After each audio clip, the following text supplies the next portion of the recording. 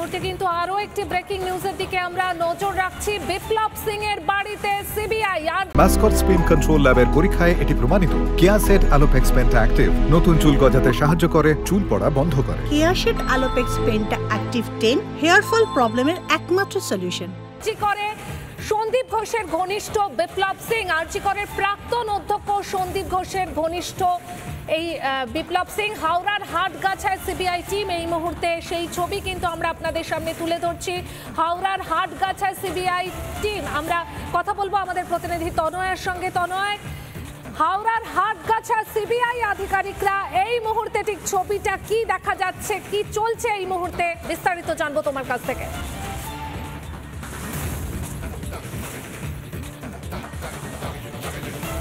দেখো পায়েল, এই মুহূর্তে হাওড়ার হাটগাছাতে আমরা রয়েছি এবং এই হচ্ছে বিপ্লব সিংহ যার বাড়ি।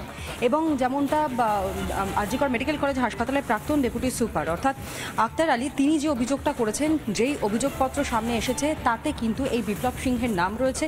এবং আরজিকর মেডিকেল কলেজ হাসপাতালে বিনা টেন্ডারেই নাকি সে এই চিকিৎসা সংক্রান্ত যে সকল সামগ্রী হয় তা সাপ্লাই করতে, এমনটাই অভিযোগ সামনে আসছে। এবং এই বাড়ির ভেতরেই কিন্তু এই মুহূর্তে যেমনটা আমরা খবর পাচ্ছি বিপ্লব সিংহ তিনি রয়েছেন। 4 ভাই তারা, কিন্তু আশপাশের মানুষজন যেমনটা বলতে আমরা শুনতে পেলাম যে তৃণমূল ঘনিষ্ঠ এই বিপ্লব সিংহ এবং তার যেই ব্যবসায় রমরমা তা মূলত 5 বছরের, অর্থাৎ গত 5 বছরের যবে থেকে তৃণমূল কংগ্রেসের সঙ্গে তার ঘনিষ্ঠতা হয় তবে থেকে এই ব্যবসা। এবং তার আগে তিনি পেন্টিংয়ের কাজ করতেন, কিন্তু পেন্টিংয়ের কাজ 7 বছর হলো তা বন্ধ হয়ে গিয়েছে। এখন এই মুহূর্তে তার একটাই মাত্র ব্যবসা, তা হচ্ছে এই চিকিৎসা সংক্রান্ত সামগ্রী তা আরজিকরে সাপ্লাই করা। কিন্তু কার হাত ধরে সাপ্লাই করা হতো সেটাই এই মুহূর্তে সব থেকে বড় প্রশ্ন, যেই প্রশ্নের উত্তর খোঁজবার চেষ্টা করছেন তদন্তকারী আধিকারিক। আমি একটু ছবিটা দেখানোর কথা বলবো। মিরাজ আলী আমার সঙ্গে এই মুহূর্তে রয়েছে, আমাদের ভিডিও জার্নালিস্ট।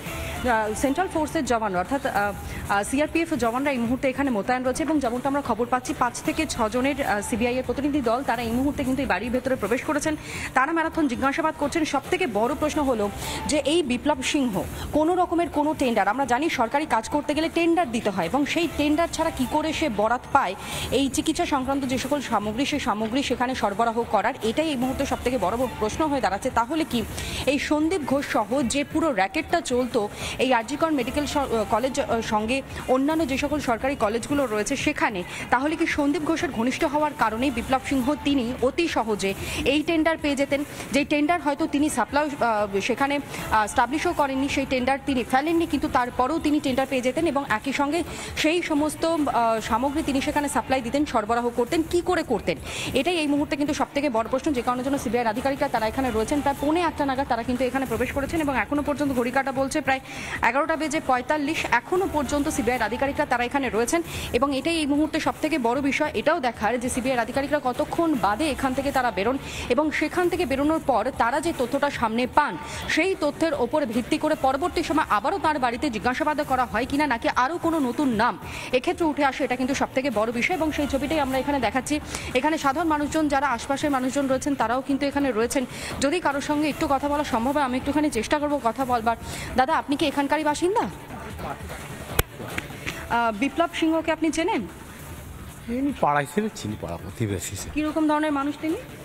খারাপ নয়, পুজোটা আমাদের এদিক ওদিক থাকে, ভালোই ছেলে, খারাপ ছেলে নয় খুব একটা, মানে আমাদের পাড়ায় প্রতিবেশী হিসেবে খুব একটা খারাপ। মানে তিনি চাকরি বাকরি করেন না ব্যবসা করেন?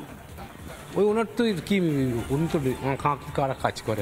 মানে উনি পেন্টার? হ্যাঁ পেন্টার। আচ্ছা, ছবি আঁকেন? ছবি আঁকে, মানে শিল্পী মানুষ? হ্যাঁ শিল্পী মানুষ। ওই তো সব চারিদিক ছবি ফবি এঁকেছে, মানে বিভিন্ন জায়গায় আশপাশে যা ছবি আমরা দেখতে পাবো সবটাই ওনার হাতে আঁকা। এখনো পর্যন্ত কি এই ছবি আঁকা কি উনি করেন?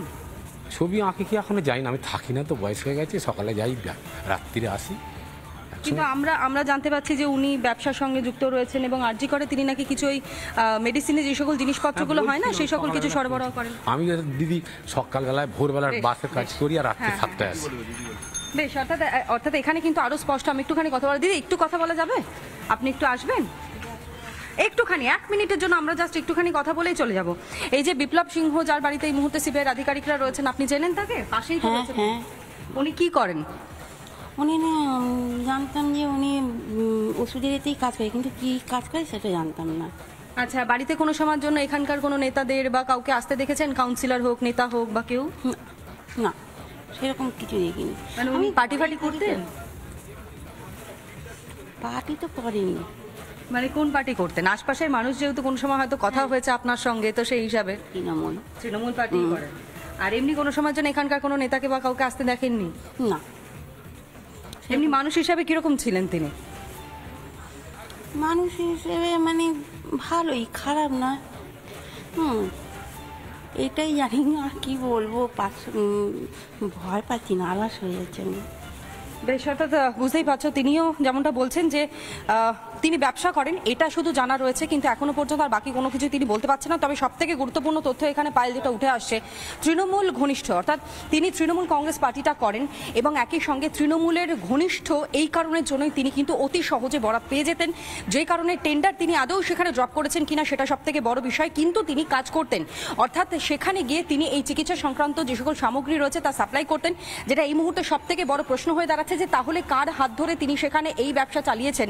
গত 5 বছরে যেভাবে রমরমা ব্যবসা তার চলেছে, এরকম বিলাসবহুল একটি বাড়ি আমরা দেখতে পাচ্ছি এবং যেমনটা আমরা জানতে পাচ্ছি যে 4 ভাই, তারা 4 ভাইয়ের মধ্যে বিপ্লব সিংহ একজন এবং তাদের এই বাড়িতে একমাত্র ব্যবসা তিনিই করেন এবং বাড়ির ঠিক সামনেটা আমরা দেখতে পাচ্ছি, একটু যদি ক্লোজ করে দেখানো সম্ভব হয়, একটা সিসি ক্যামেরা পর্যন্ত এখানে বসানো রয়েছে। বাড়ির ঠিক মেইন গেট এবং সেই গেটের পাশেই কিন্তু একটা সিসি ক্যামেরা বসানো রয়েছে, অর্থাৎ নজরদারির জন্য হয়তো এখানে সিসি ক্যামেরা বসানো হয়েছে। গত 5 বছরে যা তিনি ব্যবসা করেছেন এবং সেই ব্যবসাতেই কার্যত ফুলে ফেপে ওঠা এবং সবটাই মনে করা হচ্ছে যে তৃণমূল ঘনিষ্ঠ হওয়ার কারণেই কিন্তু এইরকম ভাবে ফুলে ফেপে উঠেছেন কেবলমাত্র 5টা বছরের জন্য। এবং এই মুহূর্তে দাঁড়িয়ে এটা যেমন প্রশ্ন, ঠিক তার পাশাপাশি আরও একটা প্রশ্ন যে সন্দীপ ঘোষের ঘনিষ্ঠ তিনি কিনা, কারণ আক্তার আলী তিনি যে অভিযোগটা করেছেন, যে লম্বা লিস্টটা সামনে এসেছে তাতে কিন্তু এই বিপ্লব সিংহের নাম রয়েছে।